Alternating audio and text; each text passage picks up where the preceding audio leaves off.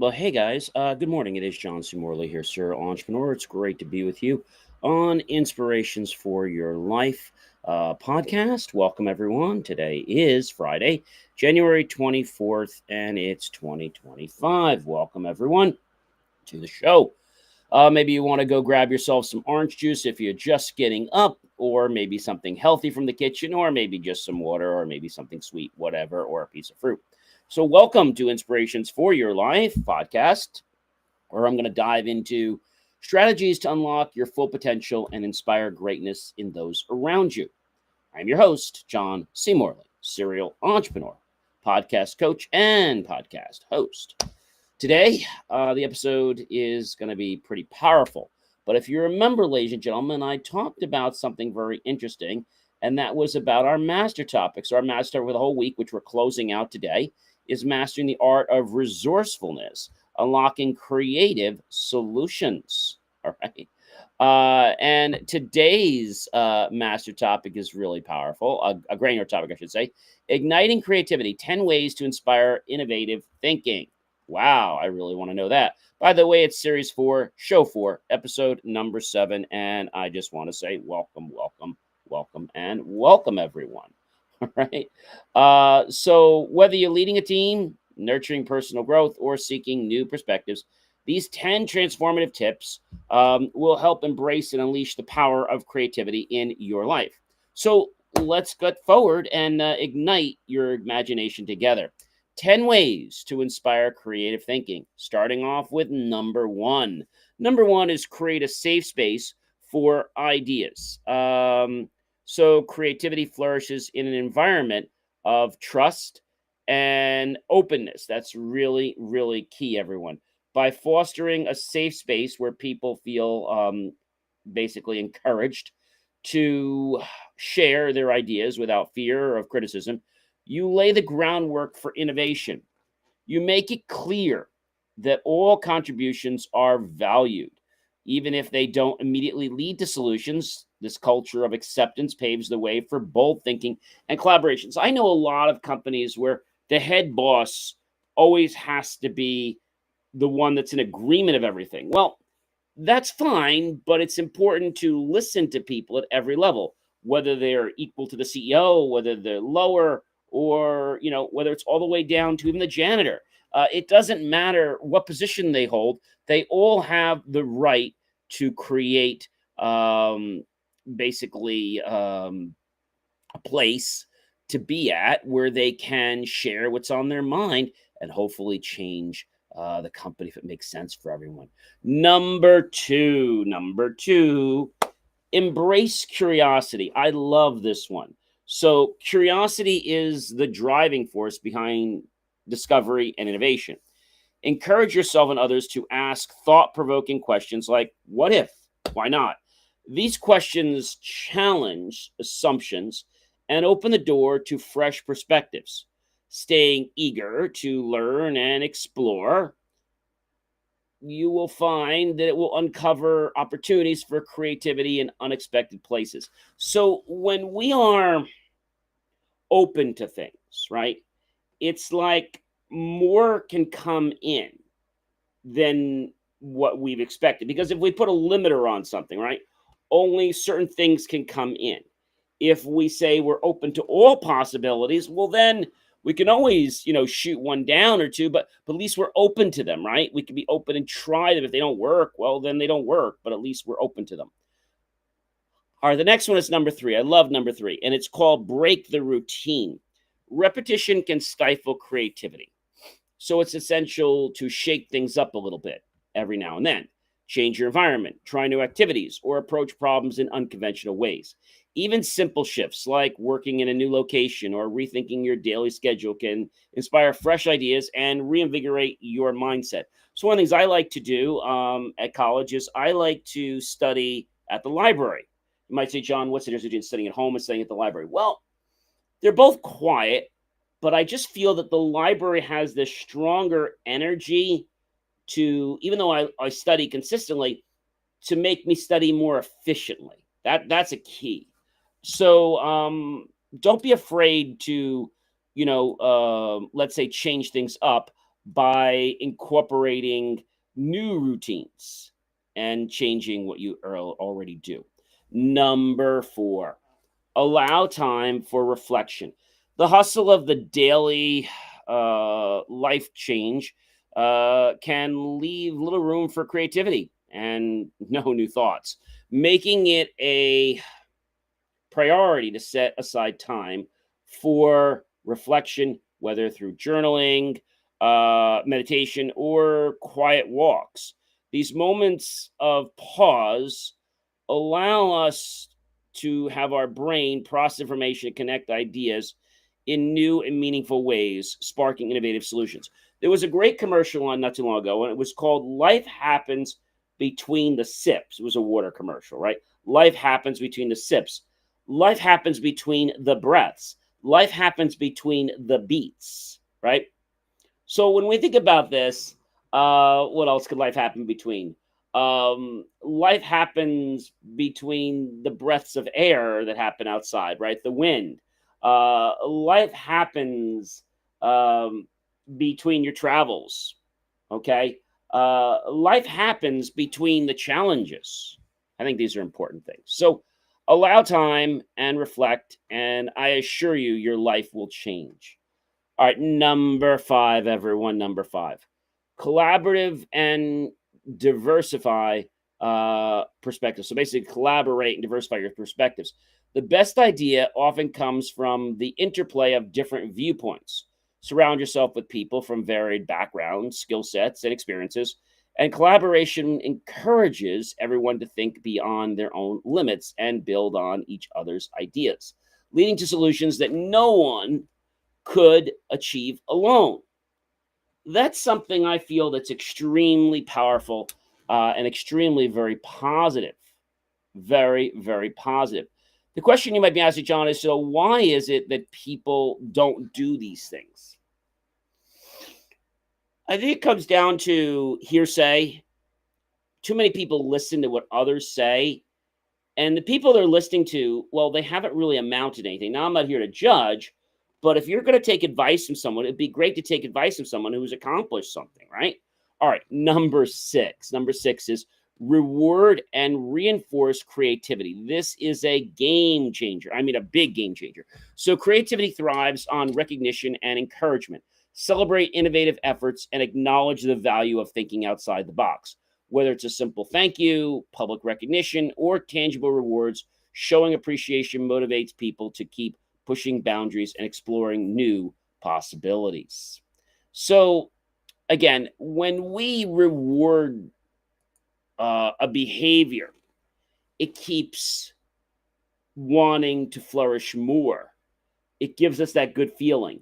A lot of times people will reprimand bad behavior, and I'm more of a proponent that we should reward the good.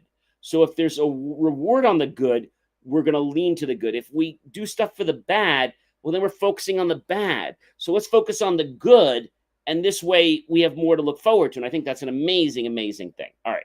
Number seven, ladies and gentlemen, embrace failure as a learning opportunity. You've heard me say this before. Failure is not the opposite of success. It's a stepping stone on the journey to success. And remember, success is not the ending, success is just part of the process. When things don't go as planned, view them as opportunities to learn and to grow. Share these lessons openly, and you'll create a culture where risk taking and experimentation are seen as essential components of progress. I think that's a very important thing, but a lot of people just don't seem to get that. All right. They just don't seem to get it. Why? Maybe they're too busy. Maybe, again, it's hearsay. Maybe it's the fact that it's never worked in the past. So we're going to go through some stories once I get through all these points for each. Number eight, stay curious and open to inspiration. I love this one. Inspiration is all around us every single day, 24 hours a day, 365 days a year. If you're willing to look just a little bit over the corner, from art and nature to conversations and challenges, there are endless sources to spark new ideas. Keep an open mind and cultivate a habit of seeking out and embracing the unexpected. Curiosity and adaptability are key to staying inspired. They really are. Let me say that again. Curiosity and adaptability are key to staying inspired. And again, I'm going to give you stories for each one of these. Use tools. Number 9, use tools and techniques. Enhance creativity by using practical tools and methods. Brainstorming apps, vision boards, and frameworks like mind mapping or things like Scamper can help organize your thoughts and inspire innovative solutions. Experiment with these techniques to find what works best for you and your team. I think that's an important thing, is that it's about exploring what's best. And if we can explore what's best, then maybe you'll be able to understand like where things are going and why things are not going the right way. I think that's an important thing. All right. And number 10, ladies and gentlemen, it's the last point. Lead by example. I have a lot of people say to me, John, you need to do this, you need to do that. But then I look at them and I'm like, well, they're not doing that. So, like, how am I supposed to follow them if they're not even setting a good example? So, if you're going to be a leader, creativity starts with you, inside you. Show others how to embrace innovation by modeling creative thinking in your own daily actions. Share your own challenges and successes and be open about your process. Your example will encourage others to adapt a similar mindset and approach problems with fresh energy. So that's an important thing. Now let's go back to the very beginning, ladies and gentlemen, and I'm going to go through and break these down into stories that you probably would have in real life. So creating a space for ideas. This could be something as simple as at home. Maybe it's always the parents' ideas that are always welcomed. Well, make sure you let your children and the whole family know that every idea will be basically thought about, regardless of what it is, regardless of what my belief is about that. I'm going to be open to it. The family's all going to be open to it. And we agree that we're all going to be open to each other's ideas. Even if there are things that we might not have really wanted to agree with, we're going to be open and we're going to hear everything out. So in the office, same thing. Maybe there's a suggestion box. Well, a suggestion box where every suggestion actually gets posted. So maybe it's an electronic suggestion box. You post it and everyone's suggestion gets put right up on the board. So this way you know that no one's really playing a game with trying to ransack your suggestions because they don't agree with you. So these are some really powerful things, and I would encourage you to implement these immediately if you have not already done so. Curiosity. I love this. So curiosity is what the brain thrives on.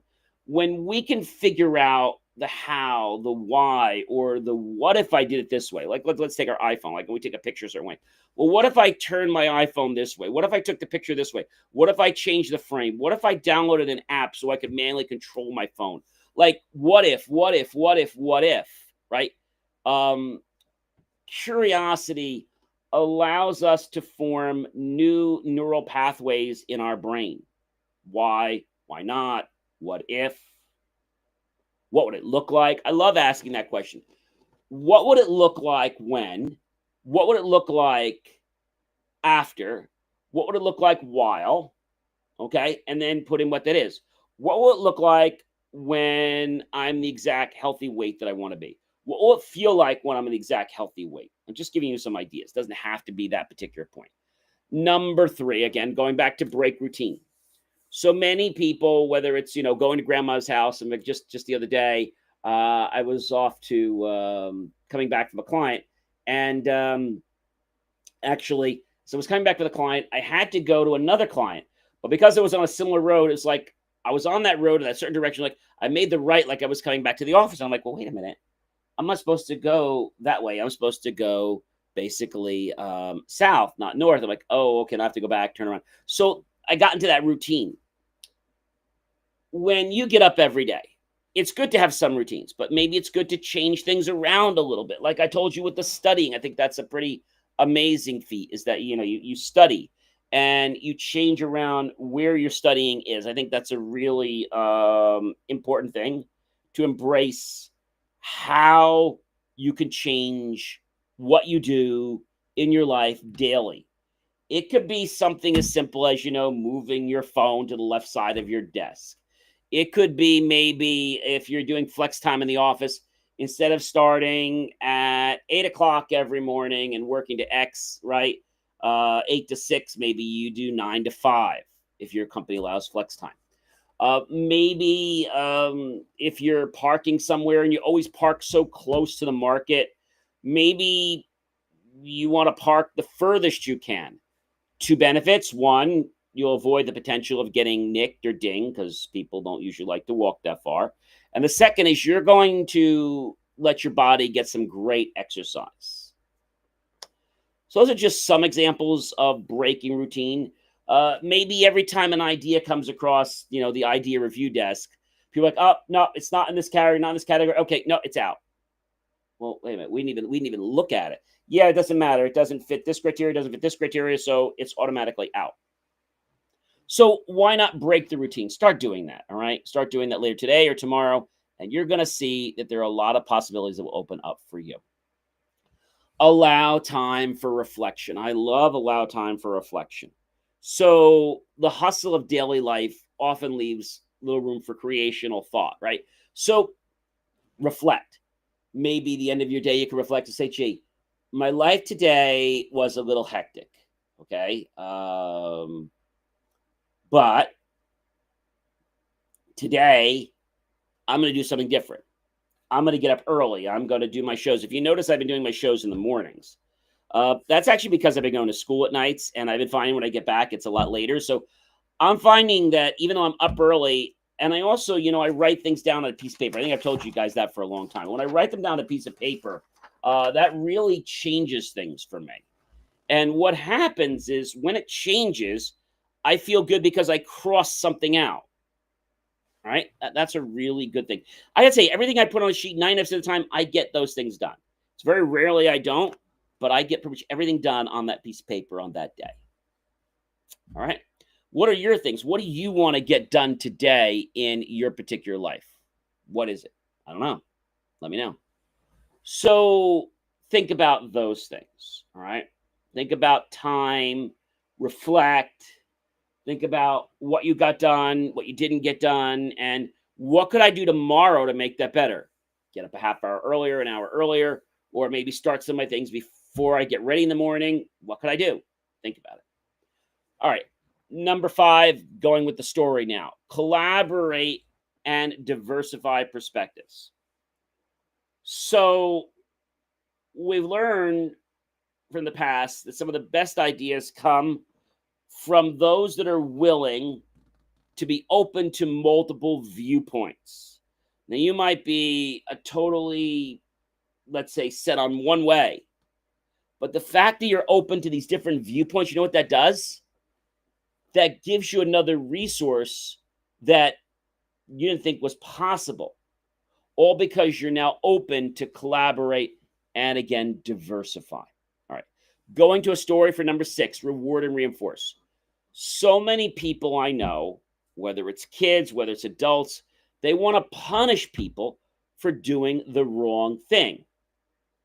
Even with dogs, right? Animals, they want to wear a collar and they send them that electric shock, which is terrible. It's very inhumane. I know they say it's not supposed to be painful, but I still don't think it's a good idea. So, what can we do in our life to change it so that we're rewarded for the good? Well, if it's kids, for example, and maybe they're going outside and they're playing, well, gee, Johnny, Bobby, Mary, if you go outside and you play for 2 hours hard and you come back in, I'll have a nice homemade treat for you. Oh, but if you go play your video games and stuff, well, then I'm just not going to make anything. So you don't have to say that, but the fact that, oh, well, you didn't make us, well, you guys didn't go outside today. If you go outside and play for 2 hours, then I'll make some homemade dessert. Oh, wow. Okay, great. So now you're under that pathway. With the dog, how do you reward a dog positively? This is a challenge, right?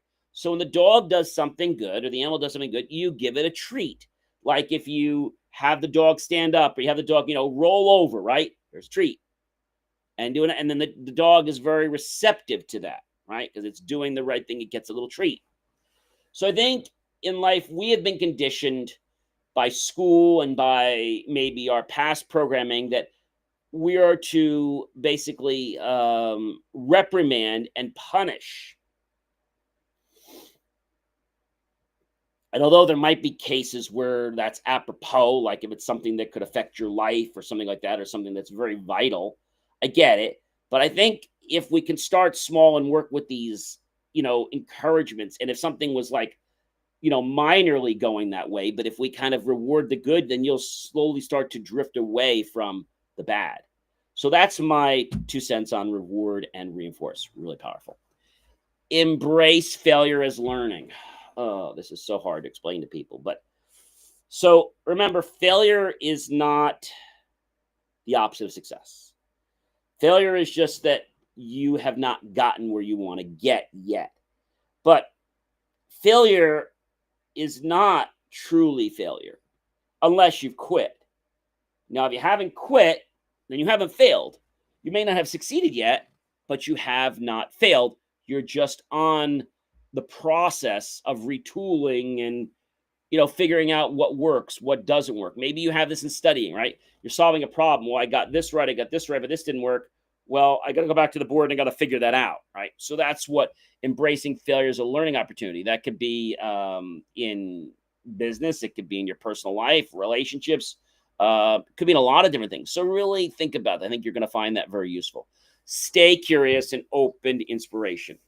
I mentioned this a little before, but to kind of, let's say, piggyback on what we said before, it's just that when we are curious about something in our life, we ask questions, we get more blood flowing to the brain, we get excited about that whole concept and start thinking about possibilities that can result.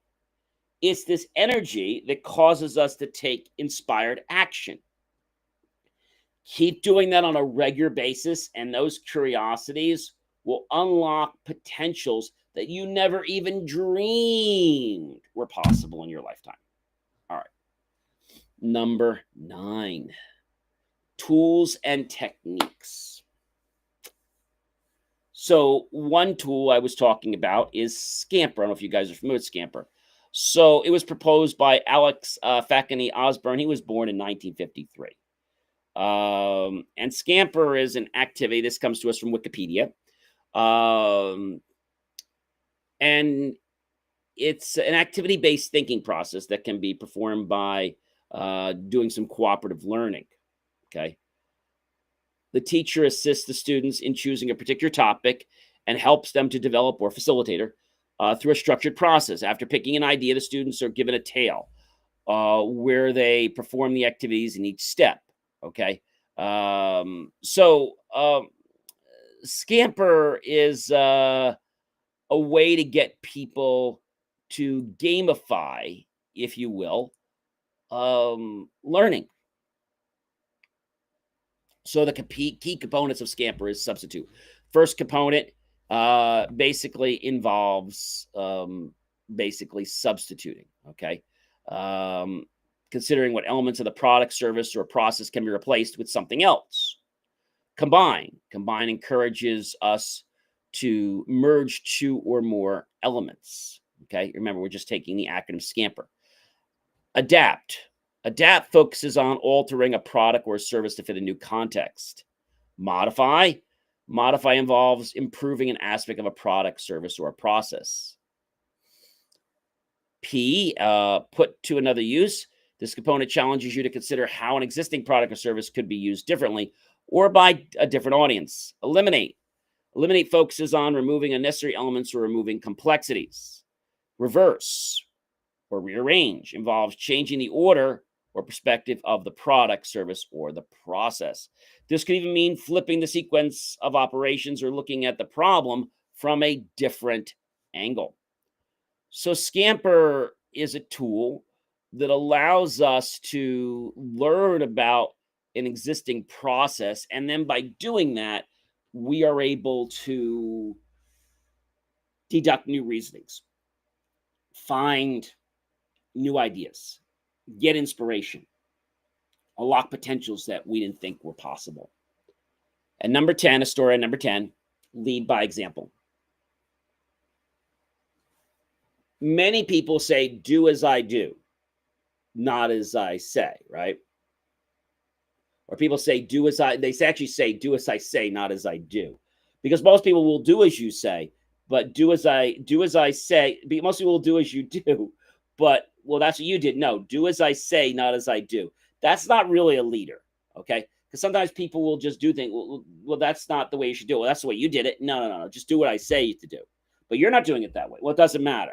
So if you can't lead yourself into the way you want others to be, don't expect them to ever follow. I mean, that's just like the honest truth. Like, if I tell you to put everything in chronological order or alphabetical order, and I am not doing that, and you're following my example, but not what I'm saying, well, what are you doing? Well, that's how you're doing it. Yeah, but no, but that's not the way you should be doing it. Well, you're not doing it that way. It doesn't matter how I do it. You just do it the way I'm telling you. And that's a very hard thing for people. Well, ladies and gentlemen, I had a blast with you this entire week. Do check out BelieveMeAchieve.com for more of my amazing, inspiring creations. I hope you'll check that out, BelieveMeAchieve.com. I'll see you guys tomorrow with a brand new master topic that I'm sure will knock your socks off. Remember, ladies and gentlemen, I have all these great tools and inspirations, but you have to take the action to actually want to use them. Have a great one.